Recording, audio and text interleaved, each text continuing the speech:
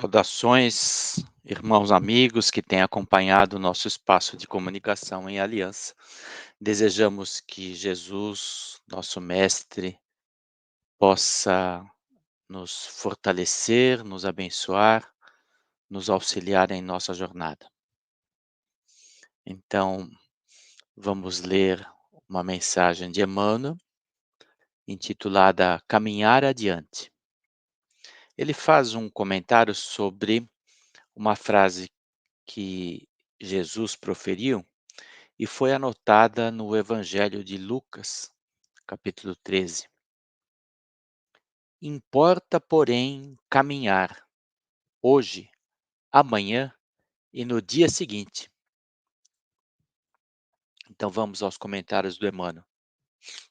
Destacamos do texto do evangelista Lucas esta recomendação do Senhor para entendermos a importância da continuidade na execução dos deveres que nos cabem na sementeira do bem.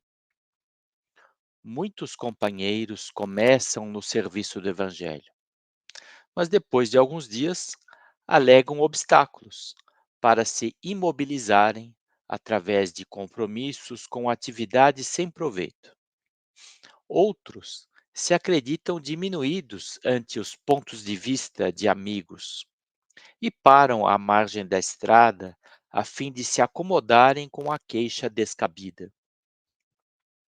Entretanto, a palavra do Divino Mestre é demasiado límpida para que nós nos enganemos. É necessário agir na extensão da luz e na sustentação das boas obras, tanto quanto se nos faça possível. Não percas tempo com ilusões e queixumes. Esquece males, sombras, enganos e ofensas. E agindo para o bem, caminha para a frente. Então, com estas palavras de Emmanuel, elevamos o nosso pensamento, em primeiro lugar, buscando em nosso íntimo a essência divina que o nosso Pai assinalou em cada um de nós no momento da criação, que nos assegura o potencial de todas as realizações que nos são possibilitadas pelo Criador. Sentimos ao nosso redor a conexão com os irmãos de jornada. Nosso mentor amigo, que nos ampara e fortalece para a nossa existência, para a nossa encarnação. Agradecemos a ajuda valiosa. Sentimos também a presença dos mentores familiares, a quem agradecemos do fundo de nossos corações, pela paz doméstica, pelo ambiente amoroso, fraternal, que a espiritualidade nos oferece. Saudamos aos instrutores de nossas atividades, que do mundo espiritual dirigem as nossas ações no campo coletivo, no trabalho profissional, no trabalho voluntário, no meio das atividades espirituais. Percebemos que as equipes do bem sempre dirigem as nossas ações voltadas para o progresso que importa, que é o progresso para a vida imortal. Saudamos as fraternidades do espaço, organizadas em toda parte para estender o bem, através do auxílio, do esclarecimento, da cooperação, um trabalho incessante. A fraternidade dos humildes, com Bezerra à frente, simboliza para nós o esforço de todas as fraternidades. E é por isso que relembramos juntos A prece. Nosso Divino Mestre e Salvador, fortalece-nos e ampara-nos para que possamos lutar contra as forças do mal que tentam dominar o mundo.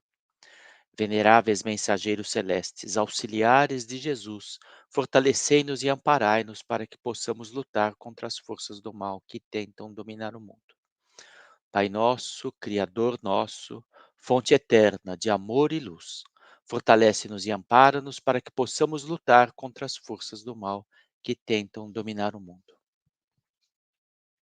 Também sentimos as bênçãos de Ismael à frente das atividades voltadas à construção de uma pátria onde o evangelho seja a base mestra.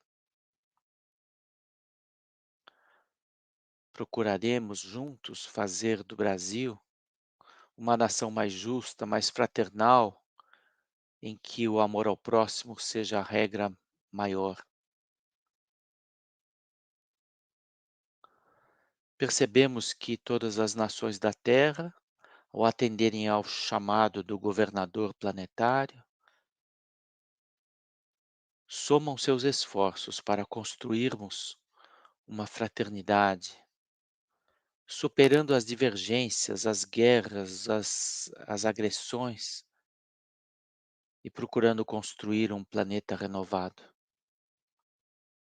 Rogamos a Maria que abençoe o esforço que fazemos nesse campo da paz pelo trabalho em direção ao semelhante, em especial ao mais necessitado.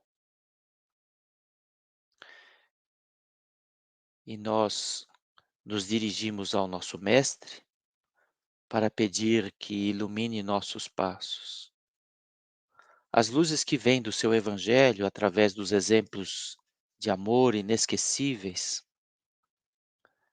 ainda precisam entrar dentro de nós para se expressarem também em nossas atitudes.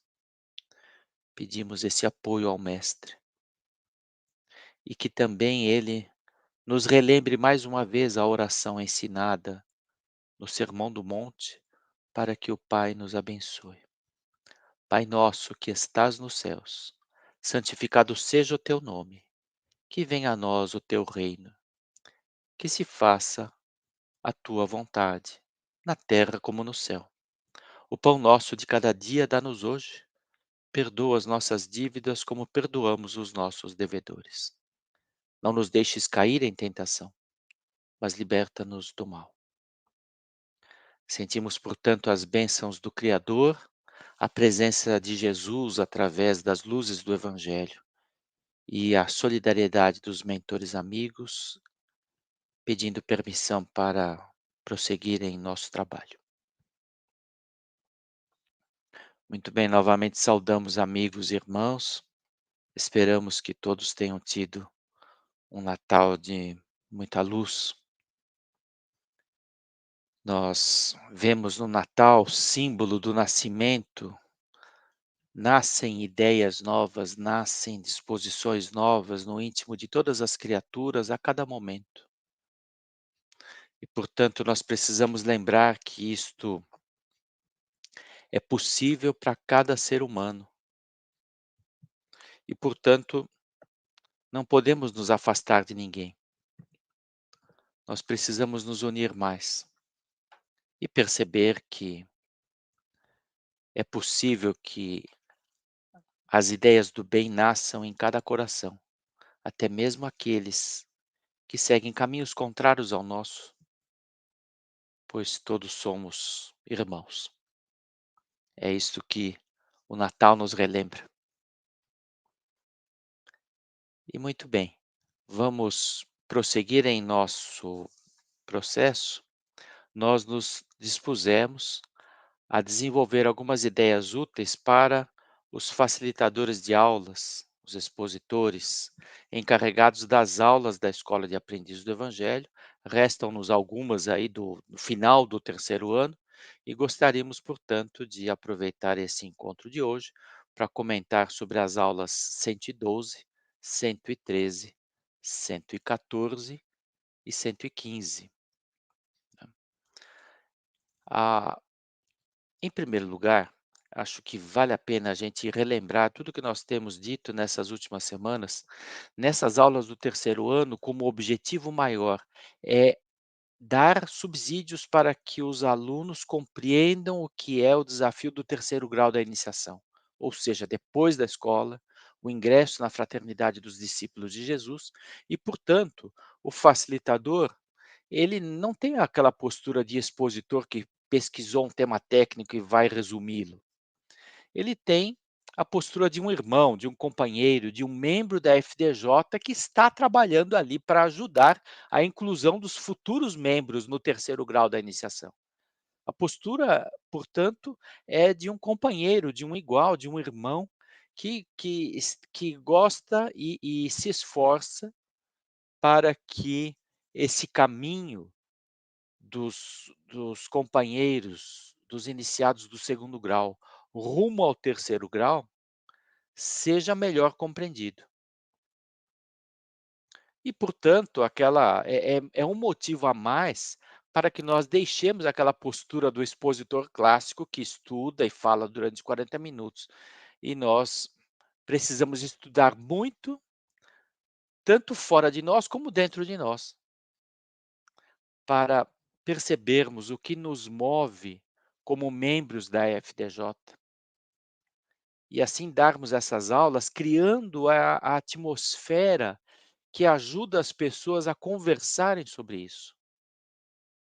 Às vezes a gente tem um pouco de dificuldade de dizer de perceber o seguinte: "Mas o que que a aula 112, que fala sobre o perispírito, tem a ver com a FDJ?".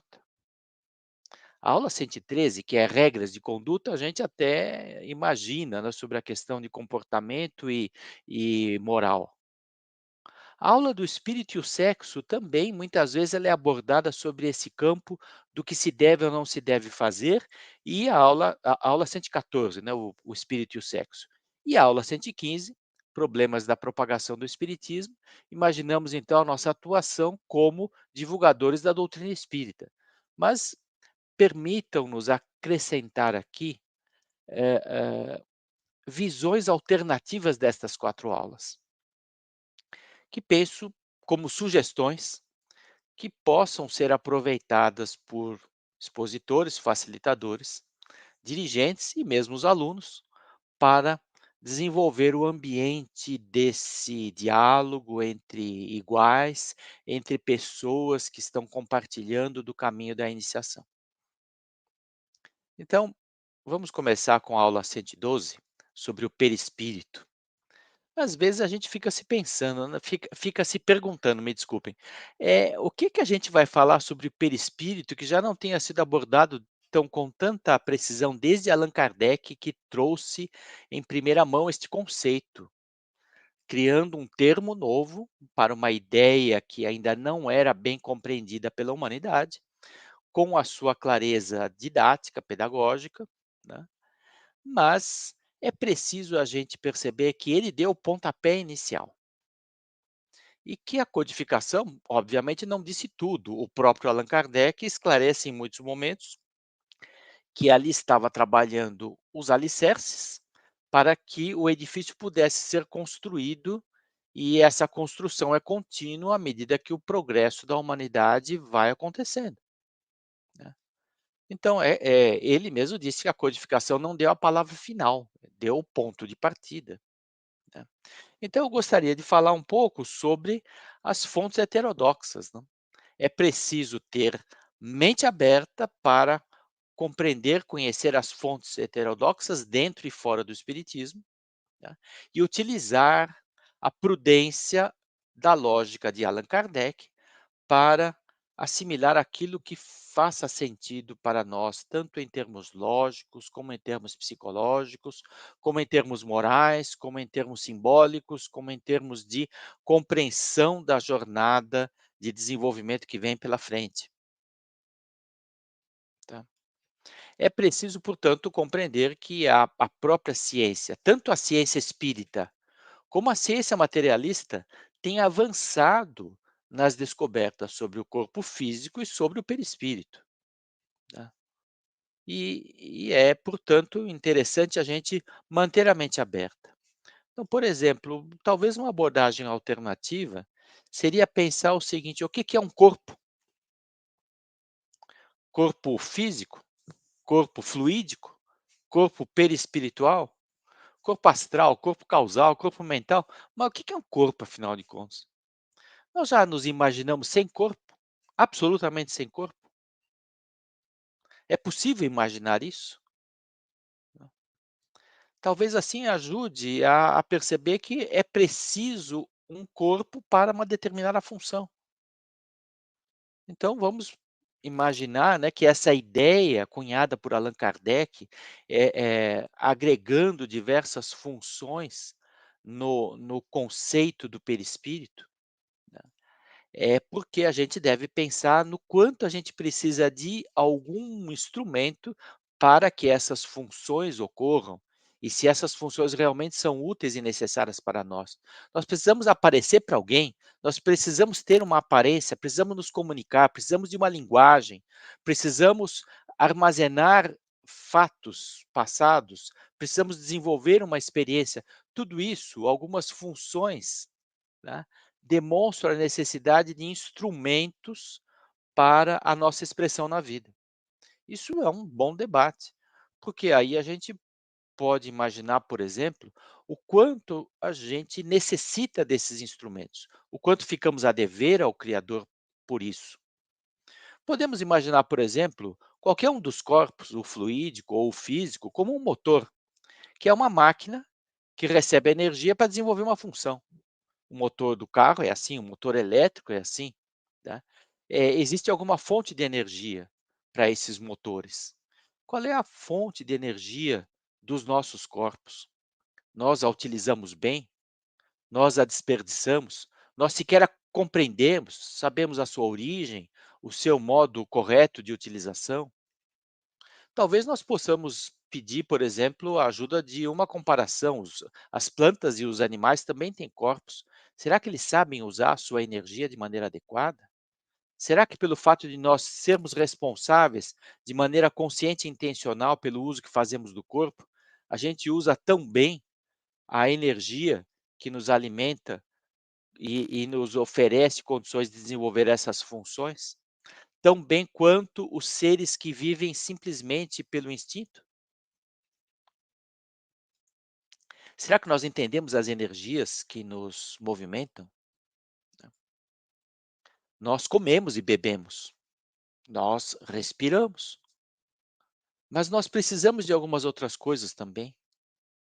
Embora nós não façamos fotossíntese, né, nós não podemos viver sem luz, nós não podemos viver sem energias cósmicas.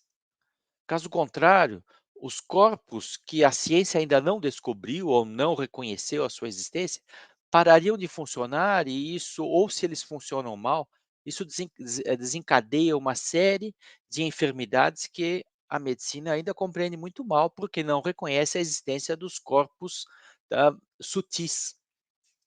Então a falta de determinadas energias, a forma como nós nos contaminamos com determinados pensamentos, sentimentos e atitudes, né, para reconhecer que as fontes de energia não são só a comida e a bebida, tá. Nós, por exemplo, podemos nos alimentar de silêncio, de vez em quando a gente não fica desesperado, ou melhor, desesperado acho que é um exagero de expressão, mas nós não ficamos ansiosos por um momento de silêncio. Isso não é um alimento para nós. Nós de vez em quando não ficamos ansiosos pela atenção do outro que precisa nos ouvir, isso também não é um alimento para nós. Nós não de vez em quando ficamos, sedentos de oração, isso também não é uma fonte de energia para nós. Então, nós ainda conhecemos muito mal os nossos corpos. Se essas são fontes de energia, as fontes de energia têm que ser absorvidas de uma maneira adequada. E a doutrina espírita foi ensinando a existência dos centros de força, que já eram reconhecidos pelas escolas orientais da antiguidade sob o nome de chakras, e nós vamos ver esse conceito vir à tona com o livro Entre a Terra e o Céu, de André Luiz, que com a nova denominação centro de força, associa estes órgãos dos nossos corpos fluídicos com as funções de captação de energia. E o nosso caro comandante Armon, que ao explicar o funcionamento dos centros de força na sua obra Passes e Radiações, também ajuda a compreender que nós temos aqui na região superior os chakras mentais e espirituais. Na região média, os chakras emocionais, né, o laríngeo cardíaco, e abaixo os chakras fisiológicos ligados à regulação do equilíbrio entre o corpo espiritual e o corpo físico. Então, percebemos, por exemplo, que as auras também são conhecidas pelas escolas esotéricas do passado e que elas demonstram a emanação fluídica dos nossos corpos mais sutis e que reflete também o estado interior tanto do corpo físico como do perispírito. Os videntes são capacitados a, observando a aura, observar problemas de saúde orgânica e de saúde espiritual. Quando pensamos aí nos envoltórios, né, porque as escolas orientais designam o perispírito formado por vários corpos diferentes densidades, em diferentes camadas, tá, e existem aquilo que pode passar de um nível para o outro e aquilo que não pode, né. E aí a gente percebe, por exemplo, a cortina fluídica, o efeito dos vícios na desregulação dos corpos fluídicos, e tudo isso é algo que nos ajuda a pensar um pouco. Mas, isso são só algumas lembranças vindas aí do próprio texto da apostila, mas que 2 ou 3 parágrafos desses podem, criar um ambiente onde os alunos reconheçam as dádivas da criação divina para as criaturas. As fontes de energia e os próprios corpos devem ser valorizados. E essa é uma atitude do iniciado do terceiro grau. Compreender a responsabilidade de tratar bem os seus corpos nos vários níveis de gradação e de densidade que eles possuem. Reconhecer as fontes de energia e valorizá-las, como o silêncio, a oração, tá? Oportunidades de nos abastecer de impressões sutis que fazem nossos corpos funcionarem corretamente e, portanto, nós tenhamos condições de cumprir nossas missões como seres encarnados. 2 ou 3 tópicos desses dariam uma bela e rica discussão entre iniciados do segundo grau que estão se preparando para exemplificar, né, a valorização das dádivas divinas no dia a dia. Bom, passemos aí para a aula 113, regras de conduta. As regras de conduta, vejam, é claro que a gente está falando no aprimoramento do ser humano, como filho de Deus, como criado para a perfeição, né. Mas existe uma utilidade prática também nestas regras de conduta. Um pouco diferentes daquelas aulas de regras de educação, conduta e aperfeiçoamento, onde a gente imagina uma questão do processo educativo.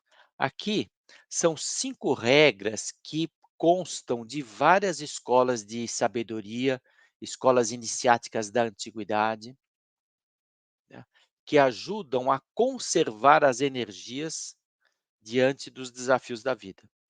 E isso é uma sabedoria que os iniciados devem conservar, aprender, praticar e conservar ao longo do seu caminho de iniciação. O silêncio, a palavra, o olhar, os gestos e atitudes e o bom uso, tá, eh, da oração. Então, meus amigos, eh, quando nós falamos sobre a regra do silêncio,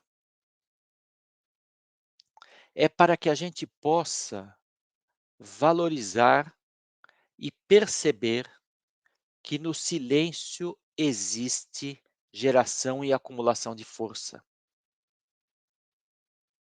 É um encontro interior com a nossa essência divina. Não é o silêncio exterior de que estamos falando, é um silêncio mais sagrado, tá, e que precisa ser respeitado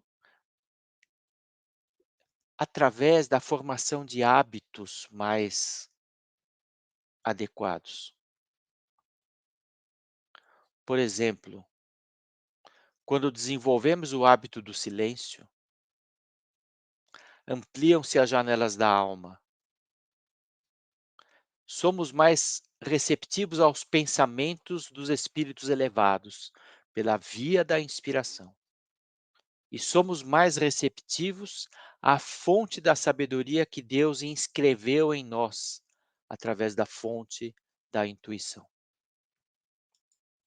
Se o silêncio é uma regra que valoriza o nosso tempo, a palavra, por consequência, deve ser muito bem utilizada. Sinônimo de poder criador é verbo. Está lá no Gênesis, primeira parte da Bíblia. A ação criadora de Deus é denominada verbo. Quer dizer que falar não é simplesmente o som que sai por uma boca humana. É uma expressão de comunicação para a criação. E, portanto, não podemos desperdiçar essa energia. É por isso que falar por falar, na gíria, falar pelos cotovelos, ou falar sem pensar, tá, é perda de energia. Isso por si só também dá muitas reflexões. O próprio mestre, ao nos recomendar, seja o teu falar sim, sim, não, não. Ele não estava dizendo para que nós fôssemos mal educados, e sim para que valorizássemos o poder do verbo. Imaginemos então, quando por descuido nós consumimos a nossa energia em discussões, falando mentiras para nós nos preservarmos, ou pelo menos preservarmos a nossa imagem, né? Ou entramos em assuntos que não merecem ser comentados. Daí a tremenda responsabilidade da palavra. Igualmente, a regra de conduta do olhar. A regra de conduta do olhar, ela nos lembra que através do olhar podemos fazer o bem, mas também podemos fazer o mal. Mas como? Sem erguer erguer a mão, sem abrir a boca? Perfeitamente, porque o olhar conduz as nossas energias, as nossas vibrações, o nosso magnetismo. Muitas vezes somos feridos por um olhar malévolo ou agressivo e nos sentimos mal se estamos desatentos e somos sensíveis. Por outro lado, todos nós já tivemos a oportunidade de perceber o bem-estar que um olhar caridoso pode nos prestar. É só lembrarmos do olhar de nossas mães quando éramos crianças e passávamos por uma doença. Como o olhar pode trazer energias e curar. E podemos perceber que fazemos isso de maneira quase que, tá, automática, quando nos dirigimos a alguém a quem queremos muito bem e que está em sofrimento. Naturalmente, os gestos e as atitudes completam essas regras de conduta, porque quando temos uma gesticulação amável, atenciosa, sem sermos invasivos, mas temos a sensibilidade de perceber onde está o limite de uma coisa e de outra. Podemos ajudar. O passe não é uma demonstração de que um movimento de nossas mãos projeta energias que podem curar. Da mesma maneira, quando nós nos conduzimos na vida comum e nossos movimentos podem ajudar o ambiente. E eu penso que nessa aula, um pouco de prática ela pode ser útil.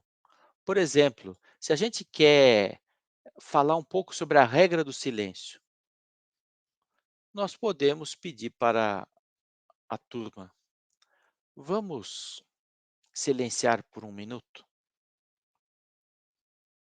E nesse um minuto nós podemos sugerir: olha, vamos manter tá, a nossa concentração no nosso corpo, a nossa concentração na presença no ambiente, a nossa concentração no silêncio do ambiente, a nossa concentração para onde vão nossos pensamentos nesses 60 segundos, porque isso demonstra que nós de vez em quando precisamos fazer exercícios mentais e o silêncio é uma experiência adequada. Nós podemos fazer nessa aula um exercício prático do falar.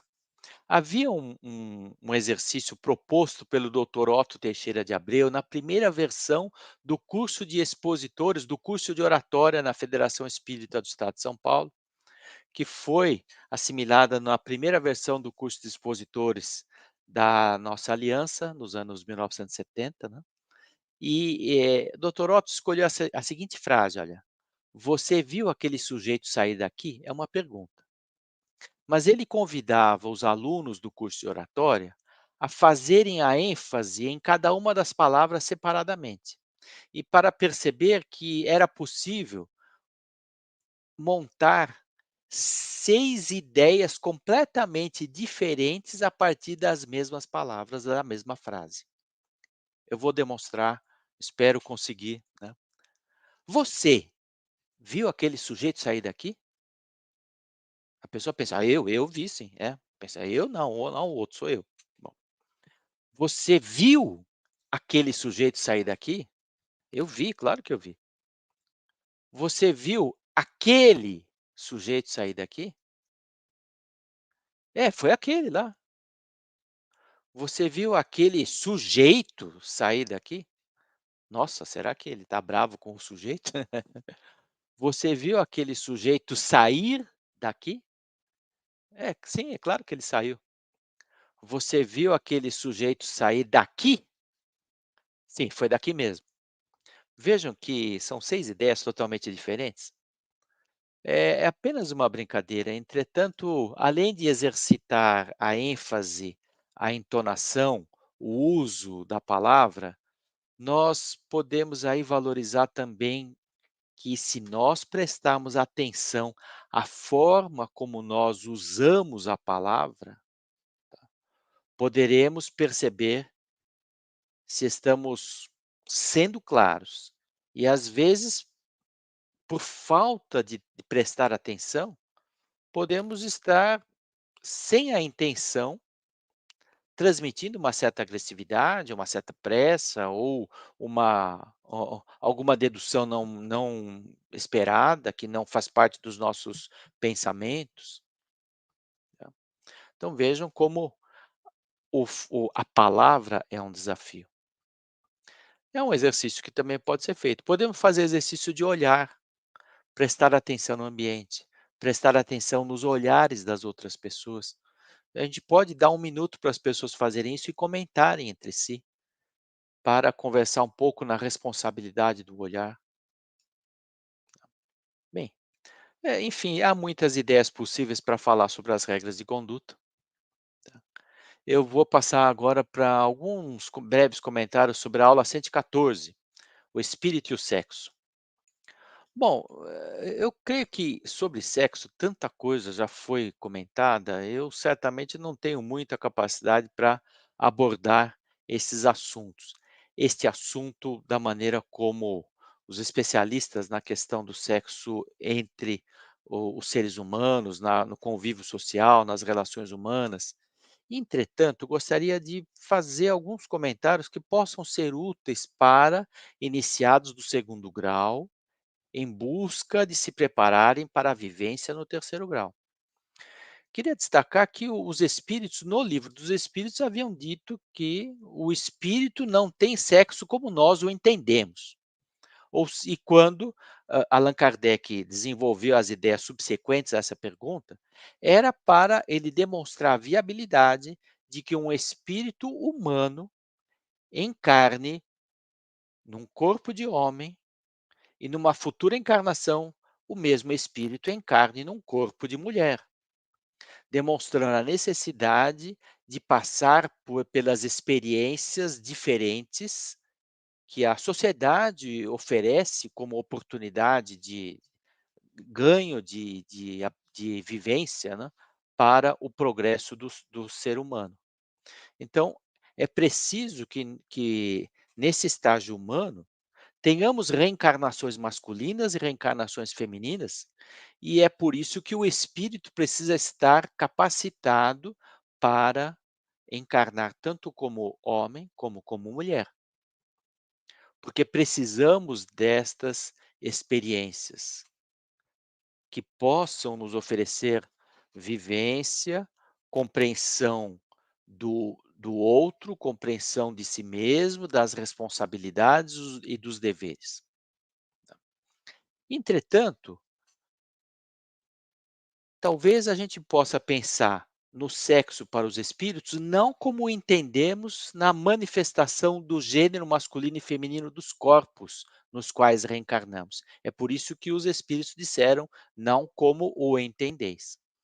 Nós podemos pensar no sexo do ponto de vista mental, por exemplo, que é uma proposição de várias correntes esotéricas. E a nossa escola de iniciação espiritual pode muito bem fazer algumas associações com estas eh, observações dos sábios do passado em relação ao gênero mental. Tá? De vez em quando, nossa mente vibra com um caráter masculino, tá? Gerador, criativo, e de vez em quando nossa mente vibra num caráter mais receptivo e que incubador de ideias. Então, se nós pensarmos na ideia como o fruto do trabalho mental, muitas vezes as pessoas produzem ideias para que os outros as adotem e as desenvolvam. Então, algumas vezes as mentes estão vibrando no gênero masculino e outras vezes as nossas mentes estão vibrando no gênero feminino. Às vezes nós somos criativos no sentido de dar um impulso gerador inicial a algum trabalho, alguma obra, alguma criação, alguma tarefa. E algumas vezes nós captamos o fato de que há necessidade de que alguém desenvolva uma tarefa e nós abraçamos isso para nós mesmos e vamos fazer o planejamento, vamos em busca dos recursos, vamos nos preparar para que aquela ideia, aquele projeto se torne uma realização. Então, é por isso que nossa mente, por vezes, transita no gênero masculino e no gênero feminino. É uma maneira antiga das escolas de sabedoria do passado compreenderem essa questão do gênero mental. Eh, Havia uma lei hermética egípcia que se expressava assim: "O gênero está em tudo. Tudo tem seus princípios masculino e feminino, pois o gênero se manifesta em todos os planos da criação". Esta abordagem também faz parte daquela aula de leis universais, quando a gente fala da lei do gênero, né, e se percebe que o gênero está expresso nessa forma ativa e passiva, positiva e negativa, e é preciso desvincular aqui aquela acepção do que negativo é ruim, não, negativo é simplesmente a outra polaridade do positivo, tá. É preciso os 2 para gerar corrente elétrica, é. Então vamos lá, prótons e nêutrons, polos magnéticos, contrastes entre luz e sombra, entre alto e baixo, os vários níveis da energia potencial para se transformar em energia cinética, ação e reação, tudo isso são aspectos do mundo mecânico, mas que refletem polaridades onde se observa uma expressão ativa e uma expressão passiva. São a polaridade é uma demonstração da lei do gênero. A lei do gênero, ela, talvez ao contrário, demonstre características complementares da polaridade, porque os polos são diferentes e em que eles são diferentes. Então, existe iniciativa e existe desenvolvimento. Existe idealização e existe maturação. Existe atividade, mas existe momento da passividade. Existe a ideação e existe o desenvolvimento, já falamos isso. Existe a expansão e existe a retração. Tudo são momentos mentais, tá. A própria ciência médica, quando está demonstrando aí que as diferenças entre os hemisférios cerebrais, tá, o esquerdo mais voltado para os órgãos dos sentidos e a captação das ideias, e ao desenvolvimento do raciocínio lógico, e o direito mais intuitivo, mais silencioso, mais subjetivo, que desenvolve em silêncio determinadas, tá, posturas e meditações. Então, essas também são algumas, situações que podem ser ali, compartilhadas com os alunos numa exposição de 10, 15 minutos. E a partir daí, o grupo todo pode trocar ideias de como tem visto isso na sua própria vida.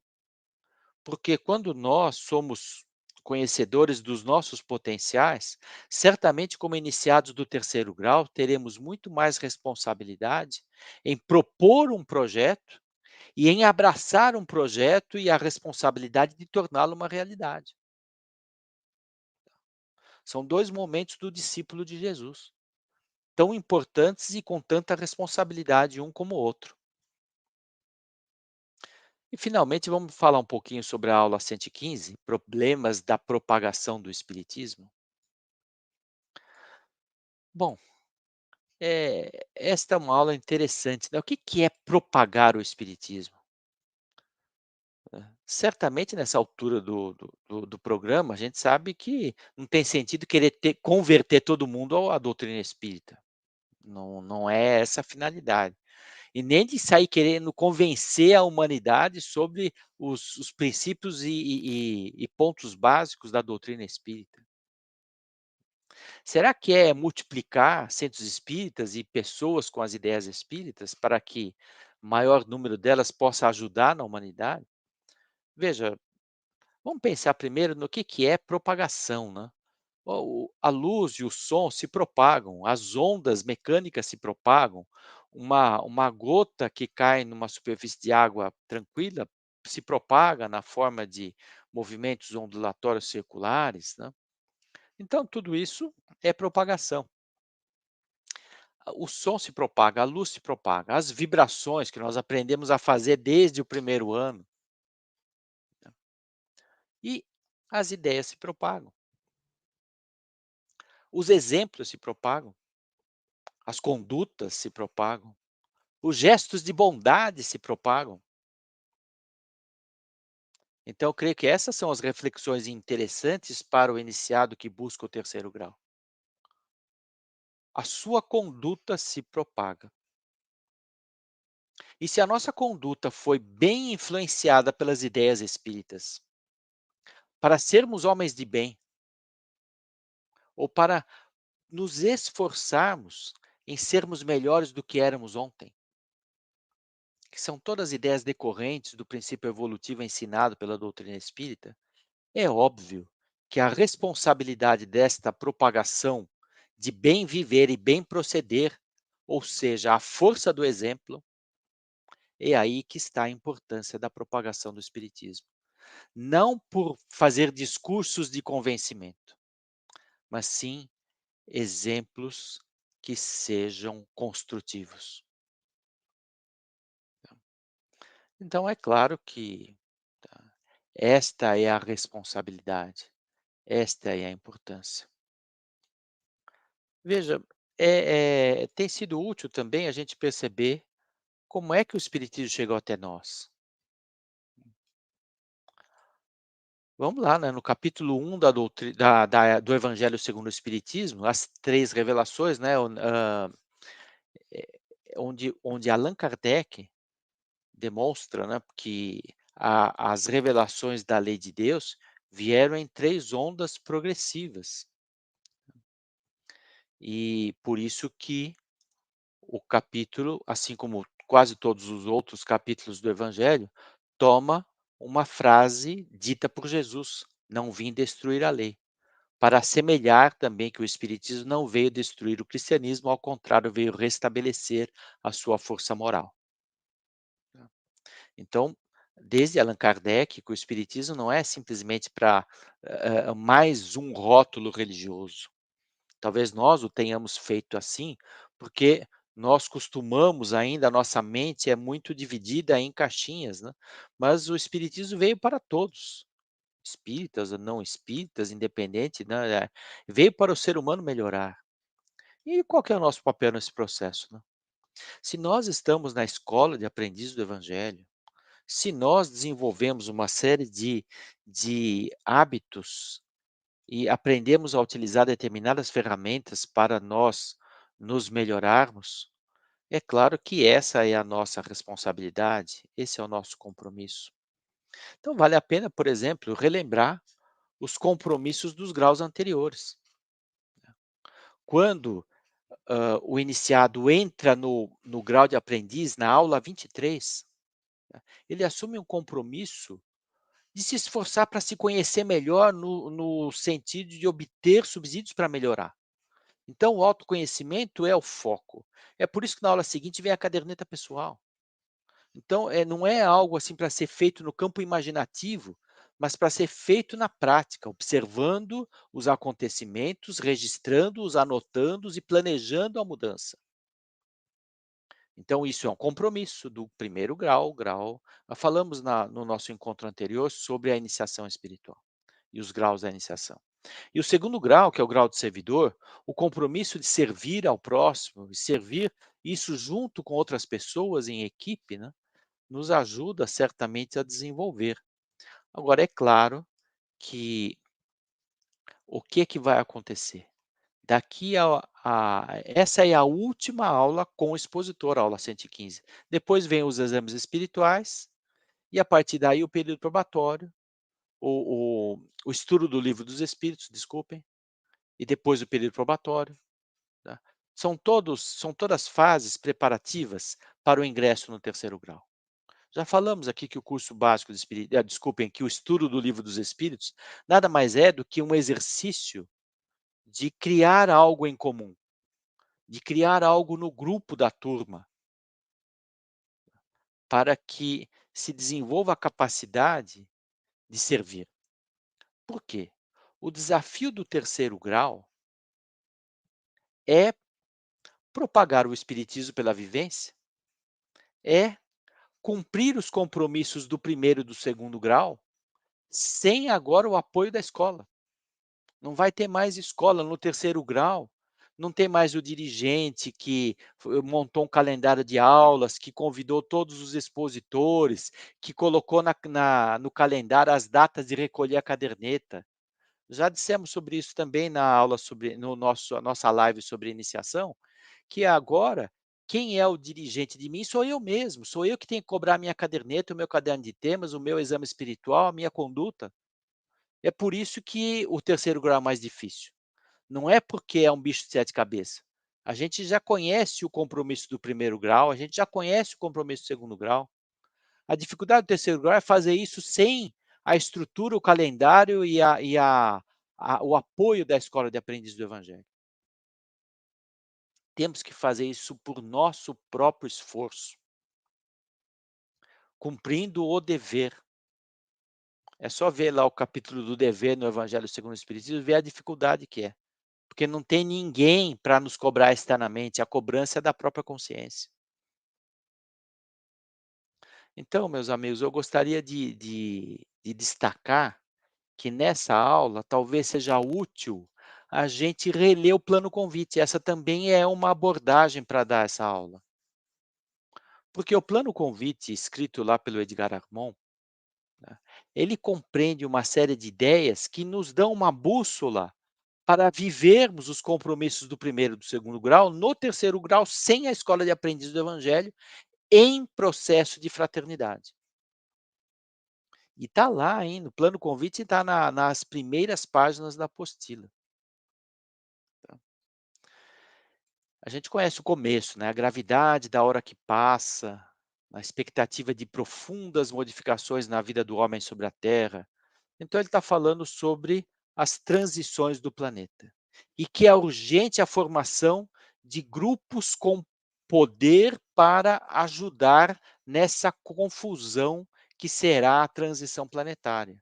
Então é urgente formar legiões de trabalhadores de boa vontade para eu vou ler aqui o plano convite, para agirem nos momentos oportunos como instrumentos, conscientes, humildes e disciplinados dos espíritos diretores do mundo, auxiliares do Cristo. É uma responsabilidade formar-se nesse sentido. Ele diz que nessas épocas atuais não basta simplesmente a boa vontade, é preciso um esforço de vontade maior, tá? Então ele coloca lá no plano convite que foi, elaborado em setembro de 1950, tá, apenas 4 meses após a aula inaugural da primeira turma, ele coloca: "É por isso que nesta data se cria nesta federação a Escola de Aprendiz do Evangelho, destinada a apressar a primeira etapa da iniciação, de todos aqueles que se comprometeram consigo mesmo e com Jesus", tá. Veja, ele fala: a primeira etapa é da escola, é os 2 primeiros graus, o terceiro grau é depois da escola, então é a segunda etapa, tá. Aqui, quais são os compromissos? 4, na verdade são 7. Ele fala 4 e depois acrescenta mais 3. O compromisso de se edificar no estudo do evangelho e na sua exemplificação. Segundo, eliminar os vícios que possuírem. Terceiro, organizar um quadro-programa dos defeitos morais no esforço por extingui-los ou atenuá-los. E a realizar um trabalho constante, sincero e definitivo de purificação do corpo e do espírito. E os 3 compromissos adicionais são ligados à fraternidade. Manterem-se unidos, congregados fraternalmente, eu não vou ler tudo aqui, se conservarem à disposição dos espíritos superiores e a se esforçarem nesta fraternidade até que possam se transformar em verdadeiros discípulos do Cristo. Isso foi escrito 2 anos antes da proposta da criação da fraternidade dos discípulos de Jesus, mas já se pensava numa etapa posterior à escola para a construção de uma fraternidade, de um espírito de fraternidade. Então eu acho que a leitura e a análise do plano convite nessa última aula 115, ela poderá ser muito útil para a gente perceber: olha, nós estamos vindo daqui, essa fase com aulas, para ir para lá, terceiro grau, essa fase sem aulas. E talvez aí lançar a propaganda da ideia da escola continuada, que é manter a turma, mas agora sem programa e sem dirigente, onde cada discípulo é responsável por si, mas que a força do grupo continua sendo válida. No plano convite ainda tem alguns comentários do Edgar Armond sobre o método da escola, que são as aulas, que são os programas dos 2 primeiros anos, que ele dizia das inscrições, que podem se inscrever quaisquer pessoas, tá. E ele conclui com uma mensagem chamada o testemunho da luz. E esse testemunho da luz, eu penso também que tem muito a ver com essa aula 115, que é a propagação do espiritismo, falando da missão do Cristo, que não foi compreendida e que, ao contrário, foi desprezada, mas que a missão do Cristo foi disseminar a luz, mas não era a responsabilidade dele conservá-la no coração de cada um que tem a responsabilidade de conservar a luz que foi oferecida pelo Cristo dentro de si. Tá. E ele lança aqui algumas perguntas, né, no final dessa mensagem, o testemunho da luz, porque o testemunho da luz é uma versão mais esclarecida do que antigamente se chamava de juízo final. Na verdade, é a avaliação do juiz interno, da consciência moral, tá. Eu vou ler o finzinho aqui dessa mensagem, o testemunho da luz, que é o final do plano convite.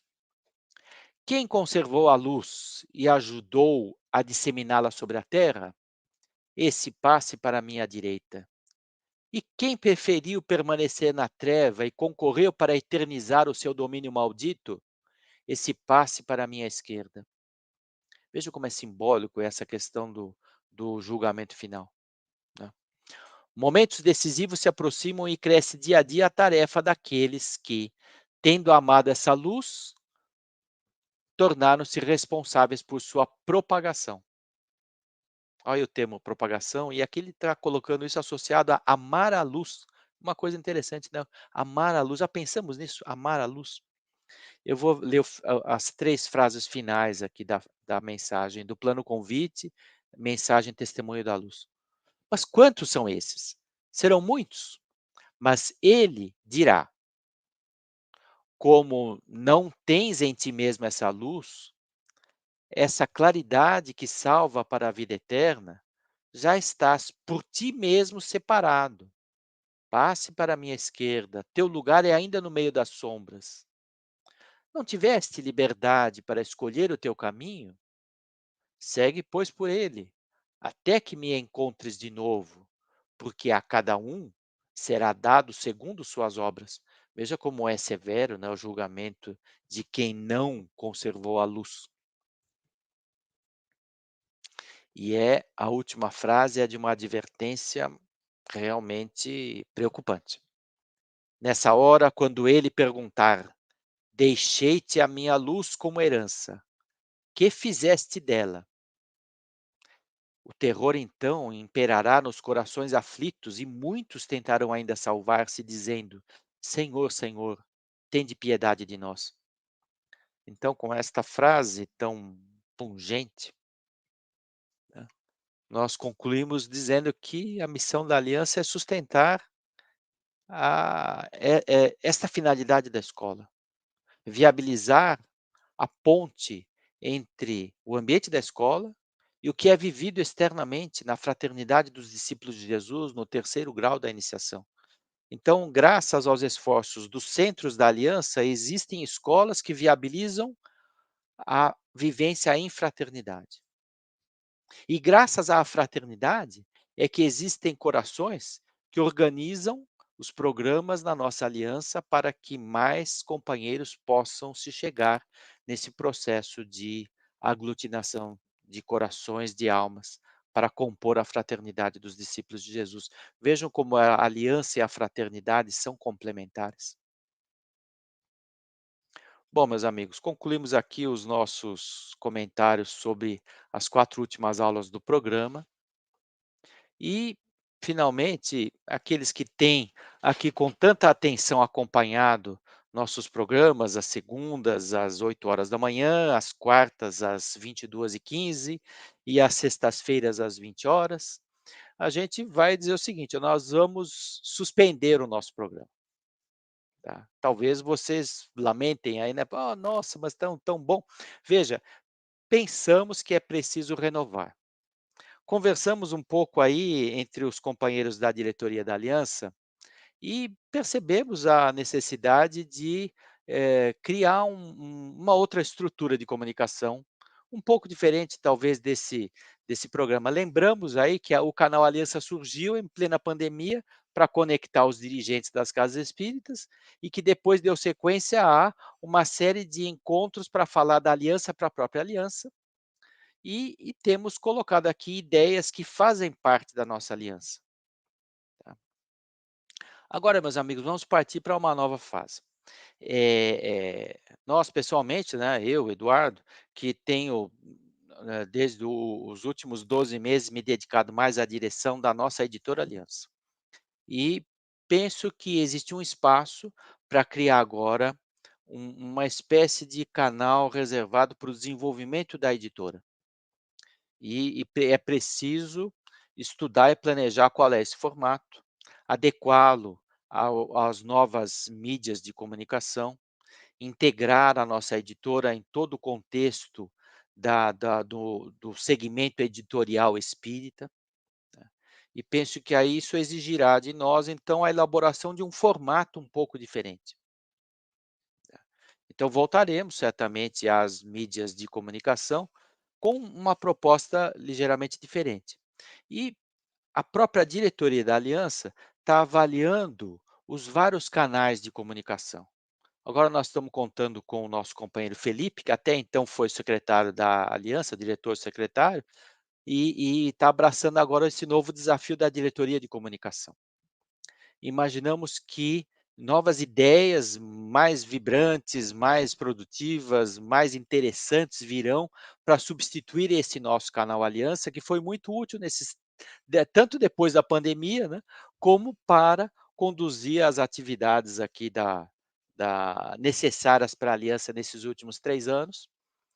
E eu tenho certeza que em breve nós teremos condições de aprofundar esses projetos, né, torná-los aí uma nova atividade, e vocês certamente saberão, pelos canais de comunicação, todos que estão inscritos aqui no nosso canal automaticamente receberão, mensagens quando houver atividade, né, no canal do YouTube, no canal do Facebook, e vamos, é difícil de dizer agora o que que vai acontecer, porque nós ainda não planejamos tudo, né, nós não planejamos tudo. Apenas sentimos aí o timing, né, de que precisávamos aí, suspender esse formato que adotamos nos últimos 3 anos e agora ir em busca de um formato um pouco mais, um pouco diferente, mais adequado às necessidades do momento.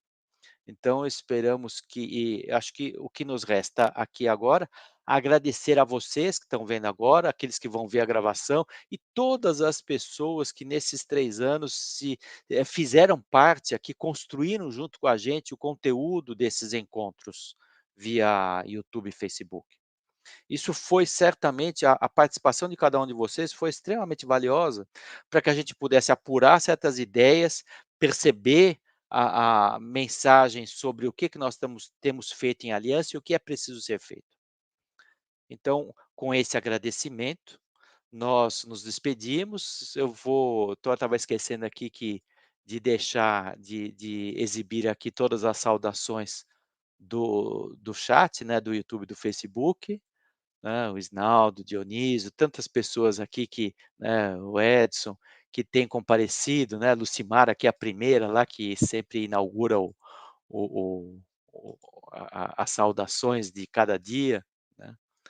Aqui então, a todos vocês, o nosso agradecimento, contando que todos possam participar dos futuros projetos de comunicação da nossa aliança e nos despedimos desejando que 2024 nos encontre reunidos na RGA de 10, 11, 12, 13 de fevereiro, nos encontre reunidos no trabalho pelo bem, nos encontre reunidos nas várias atividades e programas que a Aliança tem a desenvolver e nos encontre principalmente com a consciência de que o nosso tempo, nesse novo ano e em todos os anos que surgirão em nossas vidas, dedicado à causa do bem, certamente será o nosso tesouro no mundo espiritual. Então nos despedimos deixando aqui como encerramento a nossa prece dos aprendizes do evangelho. Muita luz.